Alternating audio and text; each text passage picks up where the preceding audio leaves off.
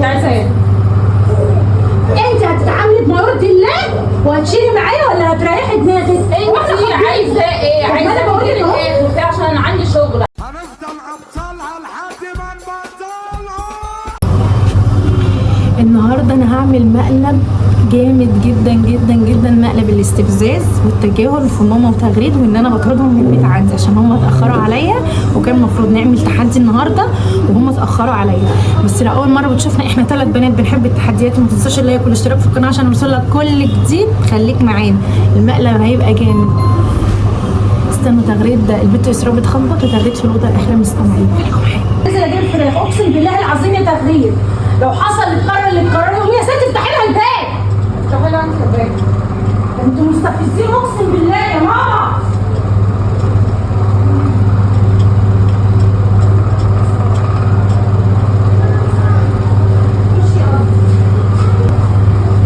على فكره شغلكم ده ما عادش ينفع. انا بقيت اتخانق، انا بقوم الساعه 9 اعمل اكل واروق الشقه، ومحمود يجي اكله واكل العيال، وانتوا بتصحوا انتوا الاثنين الساعه 9 الصبح، الساعه 1 الظهر ولا غير 1 الظهر، وبعد كده ينفع يا اسراء؟ انا كذا مره قلت لكم يا جماعه اصحوا الصبح بدري وتعالوا، صح ولا انا غلطانه؟ وفي الاخر بتزعلوا مني، صح؟ ما تردي عليا بجد عشان انا بقيت اتخانق. انا مش رن على امك الساعه 9 الصبح قلت لها يا ماما ابعتي البنات عشان اعمل اكل ونعمل تحدي؟ فين بقى الحاجه يا اسراء؟ ما جيتوش لسه جايين الساعه 1 ولا 2 الظهر وهي نازله الشغل، وانتي يا دوبك تروحي الدرس. مش كان يدخل في كده الشغل ده يا بنتي، الناس ما عادش ينفع، يا تقفوا معايا يا اما ما تزعلوش مني من غير ما تردوا، خدوا بعضكم وامشوا عشان الشغل ده كده ما ينفعش. انت واقفه بتعملي ايه يا اسراء؟ انت مستفزه ليه؟ انا مش من الصبح وانا ارن عليكي؟ انا لسه جايه معلش. ما تعرفيش حاجه ازاي يا اسراء؟ انا دلوقتي بتكلم بجد. ما جهزتيش لي الفيديو لغايه ما هي يعني. يا تغريد هجهز والبس عيال انزلهم الدرس والعيال الصغيرين واقعد احط الاكل، محمود زمانه جاي. نحس شويه عشان انا بقيت اتخن، وهو بقى بيقول لي يا ساره خليهم يشيلوا معاكي عشان اعملهم دي كده ما بقتش تنفع. انت عايزه ثلاثه؟ مش عايزه حاجه، عايزاكم تحسوا شويه، انا بقيت اتعب. تعمل ايه؟ انت بتضحكي على ايه يا اسراء؟ انت قاعده لسه ليه؟ قاعده في البيت بعمل ايه يا اسراء؟ يعني بيرضي لا انا اشيل الاكل والشرب واروق الشقه واعمل فيديوهات ومنتج الفيديوهات، وتغريد تيجي تاكل وتشرب وتاخد بعضها وتمشي، واسراء تروح الدرس تيجي تقعد شويه وتعمل التحدي وتاخد بعضها وتمشي. واسراء تشيل كل حاجه، صح؟ طب ما انا باجي اروق الشقه وبقى معاكي. بتعملي امتى يا اسراء؟ على فكره محمود قال لي يا ساره كده ما عادش ينفع. محمود قال لي كده ما عادش ينفع، لو هيفضلوا كده يا بنت الناس وروحوا صوروا عندكم وكبري دماغك منهم. وبعدين؟ ولا قابلين يا تغريد لو هتفضلوا كده يا بنت الناس من اولها كده كل واحده تشوف حالها. انت روحي صوري في بيتكم انت وهي واعملي فيديوهات وابعتوا لي، لكن عمايلكم كده ما بقتش تنفع. ماشي هنعمل اكتر من كده، انا ورايا دروس وهي بتشتغل. ماشي يا اسراء، حتى يوم الاجازه تاخد بعضها وتطلع البيت ما بتعملش حاجه معايا، وانا قلت لكم كذا مره ساعدوا مع بعض. مش عارفه المثل هي فيها ايه المشكله لما انت تعملي تحدي وانا اجي من الشغل نعمله؟ لما تجهزي انت بجحة قوي يا ماما. هي فين البجاحه في كده؟ ايوه انت كده بجحة قوي لما انت تيجي البجاحه في كده؟ لما انت تيجي تاكلي وتشربي على الجهاز تاخدي بعضك وتروحي تنامي، لا مفكره بقى مين هيغسل مواعين ولا مين هيقعد يمنتج ولا مين هيقعد يروق الشقه ولا مين هيقعد بالعيال. حس شويه عشان انا بقيت اتخانق. عشان انا اقسم بالله لو جبت اخر هاخد بعض. براحتك، انت بتتنكي على ايه يعني؟ انت بتتنكي على انت بتيجي لابسه قاعده تاكلي؟ ما انت مستفزه يا تغريد، انت مستفزه. اقول لك على حاجه، لو مش عاجبك يا بنت الناس ما قلتيش تيجي اعملوا تحديات عندكم في البيت. بطلي استفزاز يا اسراء. لو مش عاجبكم يا بنت الناس انت وهي روحوا اعملوا فيديوهات عندكم في البيت. بس يا ماما انتوا بتتخانقوا على حاجه تافهه. يا ماما انتوا بتتخانقوا على حاجه تافهه. يا ماما ما تبقيش مستفزه وبارده. انا مستفزه، انتوا بتتخانقوا على حاجه تافهه. انتوا تافهين. انت عايزه بارده. ايه ده؟ وانت كل ده في البيت بتعملي ايه؟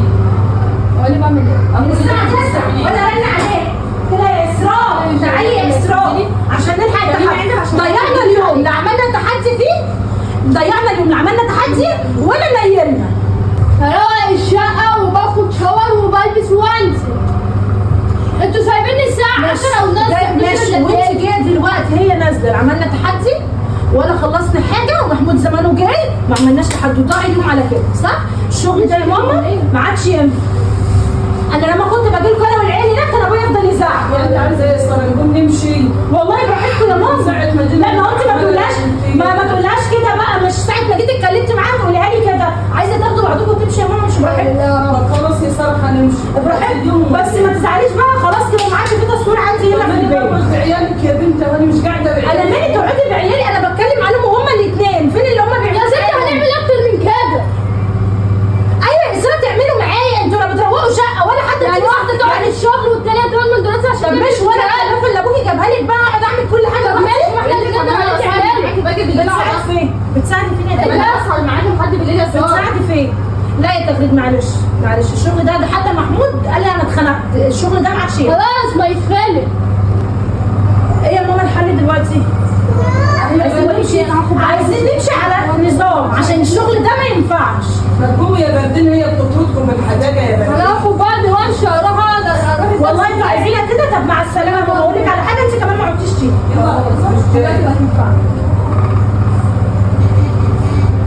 يلا في 60 ده يقول لك على حاجه مفيش. خدوا بقى الحاجه التصوير معاكم عشان بعد كده ما تقعدوش تعملوا فيديوهات عندي. يا ست ايه ده؟ خديها معاكي خديها معاكي يا ستي. واحده شايفه شغلها والثانيه شايفه دراسه والاثنين طالعين نعمل. يا ستي وشغلكم ده مش هينفع. ما انا برضه ورايا عيال عايزه اذاكر لهم ورايا حاجات عايزه اعملها. ايه امك قاعده هنا يعني؟ وعلى فكره انا بتكلم هنا. تعالوا هنا يا ريت حتى نحترم اختكم اللي اكبر منكم. تعالوا انا بكلمكم هنا تقفوا هنا. محترمانا علشان احنا نحترمك. انت محترمانا عشان احنا نحترمك. انت بتودينا في البيت. ما هو بطردكم ليه؟ عشان انتوا ولاد الذوق ولا بتروقوا معايا شقه ولا تيجوا ساعه الاتحاد تتحضروا معايا. عايزين الاتحاد يجي يكون جاهز تقعدوا تاكلوا وتشربوا وتاخدوا بعضكم وتمشوا. في شرع مين ده بقى؟ ده كده في شرع مين؟ امال مين اللي بيروق معلش؟ مين اللي بيجي يروق معاك؟ عشان لما انت خدتي الانتريه اسراء وحطيتي المخدات كده وقتي بجد والله؟ لا سبب مساحات ده طب انا هرن على ابوكي. انا هرن عليك اقول له يا بابا هم بيجوا لا بيعملوا ولا بينيلوا. وكمان الست تغريد جايه تتنك عليا. ما تعملي انت ليه الخدامه اللي ابوكي جابها لك؟ ما تعملي ايه؟ قاعده في البيت. ما انت قاعده في البيت بعمل ايه تغريد؟ قاعده في البيت بعمل ايه؟ انت يومك كله بيبقى ماشي ازاي؟ ماشي ازاي؟ واحده معاها 4 اطفال والشقه عايزه تتروق وماسكه مونتاج. الشقه متروقه. ما هو انا اللي مروقاها حضرتك. طب وايه المشكله؟ وهنفضل نتخانق كده ننجز عشان محمود زمانه جاي. ضيعنا اليوم لا عملنا تحديات ولا عملنا اي حاجه تانية. يا دوبك تيجي تكوني لابسه تقعدي شويه تاخدي بعضك وتمشي. ده اللي انت فالحه فيه. جايزه ايه؟ انا عايزاكي تكوني اشد من كده شويه. خلي عندك دم. قسمي يومك معايا. ما احنا عندنا كده. حد قال لك ان احنا عندنا ميه 9 ساعات ولا 10 ساعات بره في الشغل. اسمي يوم معاك ازاي؟ تعالي لي بدري يا تغريد الساعه 4 شويه. الفجر. لا تعالي الساعه 9 الصبح اعمل معاها شويه واخلص وانزل الشغل. لكن اسيب كل حاجه وراها وهي بقى تتفادي تدعي تعمل كل حاجه هي بنفسها. ما تنفخليش مناخيرك كده على الاخر. حسي شويه عشان انا بقيت اتخانق. انت مستفزه وفي الاخر بتزعلي. بتتخانقي يا ست. وفي الاخر بتزعلي. انت هتتعبي وتعب الدنيا كله هيحط عليكي لما تيجي تروقي الشقه. انا ما بنامش. انا بقعد امنتج وبخلص كل اللي ورايا. انا قد تعبانه. ايه بياخد هو ساعه بالكتير؟ ساعه؟ ساعه انت شايفه ان هو ساعه؟ يا ماما انت هتشوفي حل ولا ننهي الموضوع ده خالص؟ ننهي. من عنده انا اعمل فيه يا بنتي. لاني وقع عليه معمل. طب هنخلص من حوار ولا هنفضل نشد قصاد بعض؟ عشان انا عندي نفسي اقرا شغل. برضه تاني يعني وراكوا شغل وراها درس. وانت بقى يا كلافه خلصي اعملي الاكل ونضفي الشقه وبعد كده ايه؟ الله ما انا هعمل على نفسي اجي هنا. اتصلي عليهم خليهم الاكل التحديات جاهزه. تعالوا ترشوا وخدوا بعضكم وامشوا. صح؟ ده اللي انتوا فالحين فيه. لمي لسانك. لا مش هلم لساني عشان انتوا مستفزين. لا لمي لسانك بقى عشان ما تضغطش معايا. لا تقوليها يا تغريد اللي عندك اعمليه. ايه هتقلي ادب كمان يعني غلطانه كل الغلط ده وفي الاخر بتقوليها هتقولها معاكي؟ لا قوليها يا تغريد. احنا غلطانين في ايه؟ احنا غلطانين في ايه؟ مش غلطانه في حاجه يا اسراء. بصوا اقول لكم على حاجه يا بنت الناس. احنا هناخد بعضنا نفضها ونريح نفسنا. ونريح دماغنا. انت عايزه ايه؟ انت هتتعاملي بمرضي الله وهتشيلي معايا ولا هتريحي دماغك؟ انت عايزه ايه؟ طب ما عايزه انا بقول لك اهو. ايه؟ عشان انا عندي شغل. عايزه طب ما انا قلت لك اهو. عايزه ايه بقى؟ قلت لك تصحي الساعه لا 9 بتجيب 9. هو مش بمزاج. معلش ليه احنا هنصحى من ورا الفجر عشان نيجي طب خلاص خدي اللاب وخدي الايفون وصوري عندك في البيت. امال انت عايزه ايه ده؟ يبقى هنا ممكن لا تعملي اكل واحنا هنيجي هنروق على ليه خدامه انا ولا حد قال لك انت بك حاوي يا بنت؟ انت ليه شايفاني الخدامه بتاعتك؟ هنا نخدمك كده. كل ده مش خدامه يا تغيير. خلاص انزلي اشتغلي. اقول لك على حاجه، اقول لك على حاجه. لا بصي بقول لك ايه، خديها خدوا بعضكم وامشوا يا ماما. بعد كده انت قلتوا لي جايه عشان عيالي، لا ما تجيش عشان عيالي. كل واحد يشيل حاجه. يا ستي هي عندها قناه، هي وينزلها انت بتعديها طرد. عايزين طب تمشوا. خلاص يبقى ما تجيش عندنا تاني. لا يا ستي مش جايه، انا مش جايلك اصلا، انا جايه. طب وانت مالكيش دعوه. طول ما انا في البيت ما تجيش. طب ماشي يلا قولي بدايه. خدي يلا اسراء، خديها يلا. خدي البروطه دي يلا يا ماما. وقولي لابويا بقى يحسبها طرد، ما مش طرد بقى. مش عايزه اشوف وشك في البيت. والله مش بمزاجي. لا بمزاجي. هو مش بمزاجي. طول ما انا في البيت ما اشوفش وشك. لا مش بمزاجك هو. انا قلت لك ما طب اشوفش يلا يلا الله وشك. يسهل لك. يلا الله يسهل لك. يلا خدي بعضك وامشي. طب يلا خدي بعضك وامشي. يلا مع السلامه. طب يلا لا مدي ايدي عشان انتوا بطاطوا بايدين وما عندكمش دم، وفي الاخر زعلانه ان انا بدخل. طب ماشي يا ظريفه يلا غرف داهيه انعقبوا شكلي.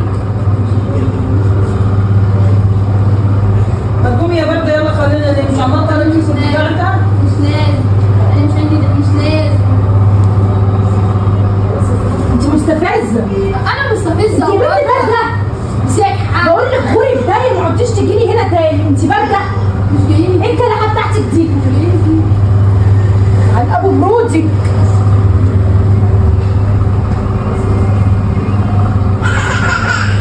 انت رايحه فين يا ماما؟ انا ماشي. مش رايحه فين؟ انا مش عمال تاخدي فين يا بنتي؟ خدي عيالك كمان. ايه ده؟ رايحه فين؟ انت زعلت وانقمصت ومشي. مفيش الا البرده زيك اللي قاعده اهي. عمال تلعب. تغرين. انت رايحه فين؟ انت رايحه فين؟ عايزه ايه؟ انت رايحه فين؟ انت مالك؟ انت انا رايحه فين؟ هاتي يا بنت التليفون يلا عشان امشي. بس ايه البنطلون اللي انت لابساه ده؟ امال بنطلونك الواسع فين؟ ردي عليا، انا بكلمك كلمي اسلوب احسن من كده. خلاص عايزه ايه؟ طب انا بصور على فكره. البنطلون اللي انت لابساه ده ردي عليا. انت بتاكلي ايه يا حو؟ ما تردي خلاص. على فكره انا بصور وده مقلب. بس ايه رايك يا اسراء؟ مالك؟ مقلب. بس والله مش قصدي اطردكم يعني، انتوا عارفين. ما تردي خلاصي. يعني ده مقلب. ده مقلب. حلو قوي. بس والله العظيم والله العظيم ما قصدي اطردكم. ما تزعليش من المقالب اللي جايه. ما تزعليش من المقالب اللي هتتعمل فيك الايام اللي جايه، عشان ده مش مقلب. ده المفروض ما يتعملش مقلب اصلا. يعني انت يا ساره ده كلهته مقلب عماله تطردي فيا وفي اخواتك. طب انت عايزه تعملي مقلب في اخواتك تعمليه فيها انا واخرى؟ والله العظيم انا ما عايزه اطردك يا ماما، انا بهزر. واحده بتطرديها يا ساره. والله بهزر، انت خدتي الكلام جد. ايه؟